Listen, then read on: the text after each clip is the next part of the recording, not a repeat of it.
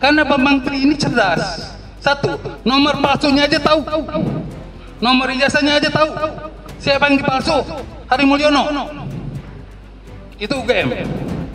Saya udah investigasi.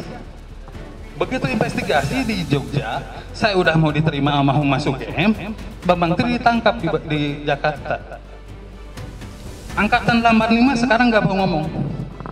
Angkatan 85 udah nggak mau ngomong. Pertama, takut.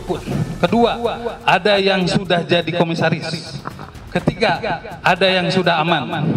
Dosa besarnya siapa? Yang sekarang menjabat Setnek. Dia adalah rektor aktif waktu itu. Dia tahu banget. Sutioso waktu itu kepala BIN. Beli buku Jokowi Undercover 1. Lewat siapa? Lewat intelijen. Intelijen siapa? India. Kan gila. Harganya berapa Bambang Tri?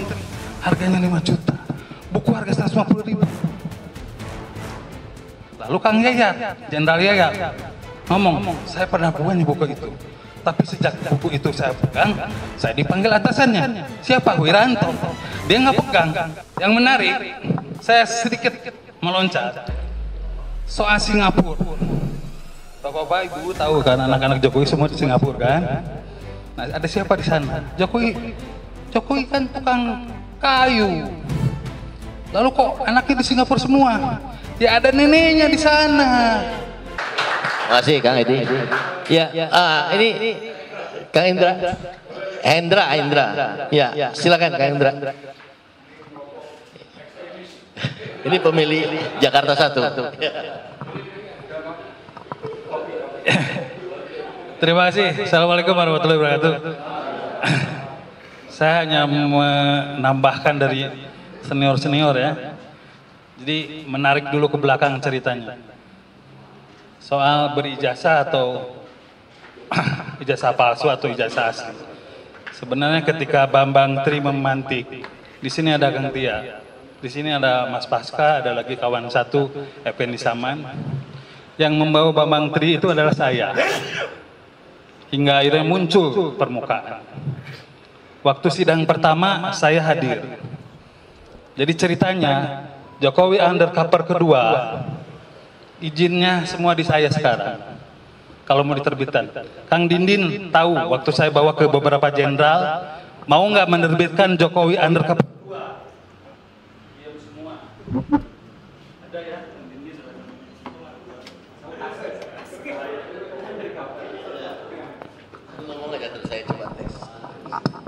Tes. Di Sumbawa 30, saya bawa Bambang Tri dari Jakarta. Dia dalam pencarian.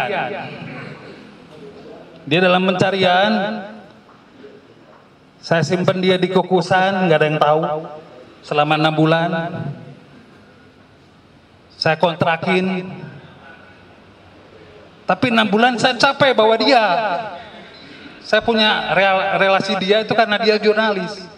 Dia jurnalis Wawasan, pernah di Wawasan. Dia pernah di Jakarta Shimbun, koran Jepang.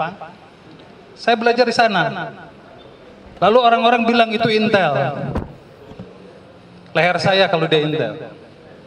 Kenapa saya tertarik dengan beliau?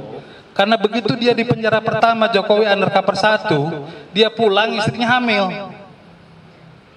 Lalu anaknya datang berpulang di sekolah, Pak saya diperkosa polisi. Di situ saya mulai interest. Tapi saya nggak kuat bawa dia. Saya bawa ke senior saya, namanya Yus Sumadi Praja, di Tebet, di Beci. Ain, kamu kenapa bawa PKI ke sini? Tampang dia tampang PKI, dia orang Blora. Jelas gitu kan, basis Blora adalah basis PKI. Dan ternyata kakak dia adalah masih PKI. Bisa dikonfrontir dengan Bambang Tri. Sejak itu saya bawa dengan Kang Pasca, dengan Effendi Saman. Apa yang terjadi? Di penjara yang satu, ini cerita aja, karena nanti ada kaitan dengan sini. Dia bilang, ini ada kesalahan saya masuk penjara. Karena di dalam buku Jokowi Undercover 1 itu tidak sama sekali menceritakan bahwa Jokowi anak PKI. Bahkan Jokowi anak Sulami, pendiri Gerwani. Yang salah adalah Kompas. Waktu itu Aiman. Bahwa Jokowi menulis di Bambang Tri menulis bahwa Jokowi anak Sulami. Padahal itu hanya mengutip membandingkan bahwa Sulami adalah tokoh Gerwani. Nah, Aiman itu kita tuntut, nggak tanggung-tanggung, 1 triliun. Cuma sayang, perjalanan berubah, dia bertemu dengan beberapa orang, termasuk ketemu Gus Nur di Malang. Siapa yang berangkatin ke Malang? Saya. Ini saya buka aja di sini, karena saya mungkin ini garisnya sama nih. Kecuali ada intel ya, silakan tangkap saya. Jokowi Undercover 2 diserahin ke saya. Hanya Aindra yang bisa menerbitkan buku ini, tanpa sepengetahuan saya tidak bisa. Kata Bambang. Diteleponlah saya sama Gus Nur, belum ditangkap nih. Mas Aindra, saya terbitin sekarang buku Jokowi Undercover 2. Masih ada di saya datanya semua. Oh enggak, Gus Nur. Karena kalau diterbitkan sekarang, konyol. Apa yang terjadi? Makanya Kang Tia bilang bahwa Bambang Tri di penjara bukan karena buku. Soal muhabalah bersama Gus Nur. Di sidangnya pun begitu. Dan Gus Nur tiba-tiba di perjalanan merasa dijebak sama Bambang Tri. Yang untung siapa? Para YouTuber. Kenapa saya bilang YouTuber? Mungkin Bang Edi belum ngambil waktu itu. Di YouTube hanya 20 menit kalau nggak salah dia ditangkap di Hotel Sofyan. Waktu itu sama pelukis teman saya. Bro, gua ditangkap. Iya, cepat aja beres. Tanjung. Jadi saat ditangkap, dia datang ke Jakarta gara-gara preskon sama Egy Sujana dan kawan-kawan. Jadi putuslah harapan saya untuk meluruskan dia dengan jalan yang benar. Begitupun Bang Pasca, udah enggak, biarin aja dulu. Nah, di dalam perjalanan ini saya sempat bilang, ayo saya modalin untuk bikin diskusi soal ijazah palsu. Nggak ada satupun aktivis yang ngerespon. Kang Tia pernah saya bilang kan, mau prode, mau siapa, saya mau siapin gedungnya. Nggak ada yang mau. Ini ngomong aja, karena saya 6 bulan bersama Bang Tri. Nah, ketika ada soal hanya Bandung nih yang berani bilang gitu. Kan sebenarnya ini soal sindiran. Sindiran bener ini. Bahkan anaknya pun sekarang kan Roy Suryo membongkar. Tidak ada dalam foto ijazahnya anaknya. Jadi teng manuk teng, kata orang Sunda. Anak meranggo kunjungan. Ya kan? Kalau nggak salah ya bahasa Sundanya. Kalau bahasa Indonesianya apa? Daun tidak pernah jatuh jauh dari pohon. Ya buah atau daun apapun. Sama. Daun bisa angin, tapi tetap bahwa itu pohonnya sama.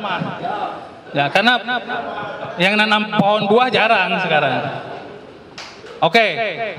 Jadi begitu Kang Mehmet ngirim ke saya, serius nih Kang, serius katanya. Lalu dia bilang, siapa yang mau datang? Saya datang sendiri. Nah, perjalanan selanjutnya saya ikutin sidang 1, 2, sampai ke 5. Diponisnya soalnya nggak nyambung. Apa yang terjadi ya? Sekarang masih WA saya, minta kehidupan dia, dan seorang aktivis di Jogja membantu keluarganya Bambang Tri. Nggak ada yang tahu. Itu ditugasin oleh saya. Seorang aktivis perempuan membiayai keluarganya Bambang Tri di Blora. Oke, sampai sini saya hanya ingin gambarin ketika kawan-kawan Kang Tia bersama Mat Kepal, ya oke, itu saya bilang sampaikan, ini biaya murah untuk menurunkan Jokowi. Apa itu? Ijazah palsu. Nggak ada yang bergeming. Semua nggak ada yang bergeming. Bahkan Kang Rijal sudah saya bilangin, Kang, saya punya 8 tuntutannya, tapi di luar urusan hukum. Saya sampaikan di sini soal ijazah ini berbahaya. 1, kalimat Kang Tia kan tadi jelas. Tembak saya, tapi Kang Tia salah ngomong. Kepala saya jika ijazah Jokowi asli. Sebenarnya kalimatnya nggak gitu. Kepala saya jika Jokowi bukan palsu ijazahnya. Kalimatnya gitu. Karena Pak Menteri ini cerdas. Satu, nomor palsunya aja tahu. Nomor ijazahnya aja tahu. Siapa yang dipalsu? Hari Mulyono. Itu UGM. Saya udah investigasi. Begitu investigasi di Jogja, saya udah mau diterima sama Humas UGM, Pak Menteri ditangkap di Jakarta. Angkatan 85 sekarang nggak mau ngomong. Angkatan 85 udah nggak mau ngomong. Pertama, takut. Kedua, ada yang sudah jadi komisaris. Ketiga, ada yang sudah aman. Dosa besarnya siapa? Yang sekarang menjabat Setnek. Dia adalah rektor aktif waktu itu. Dia tahu banget. Ya. Nah, saya cerita sedikit aja. Mungkin Mas Pak Dindin dengar. Sutioso waktu itu kepala BIN. Beli buku Jokowi Undercover 1. Lewat siapa? Lewat intelijen. Intelijen siapa? India. Kan gila. Harganya berapa Pak Menteri? Harganya 5 juta. Buku harga 150.000. Lalu Kang Yayat, Jenderal Yayat, ngomong, saya pernah punya buku itu.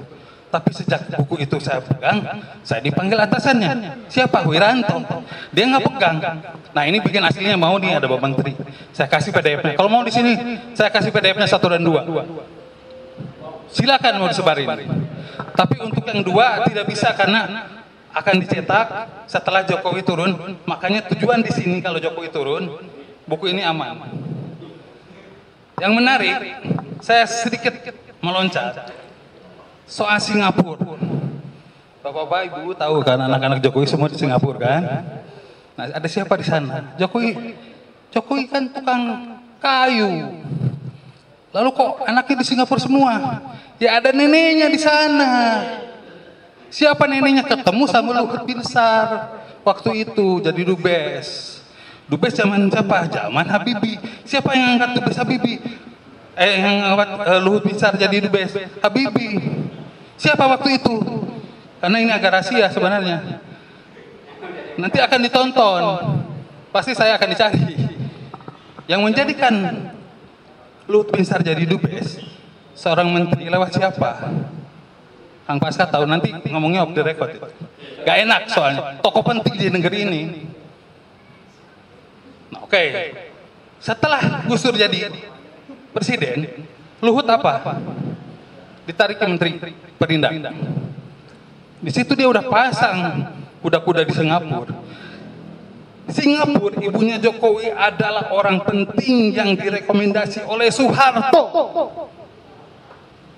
Siapa dia? Dia yang menangkap Aidit.